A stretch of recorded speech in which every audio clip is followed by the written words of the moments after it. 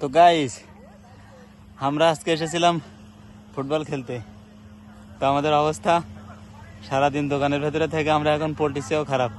Brother, আমরা মূলত মালয়েশিয়ার একটি ছোট্ট দোকানে কাজ করি, যেটা আল্লাহর রহমতে 365 দিনের ভিতরে 365 দিনই 13 ঘন্টা করে খোলা থাকে।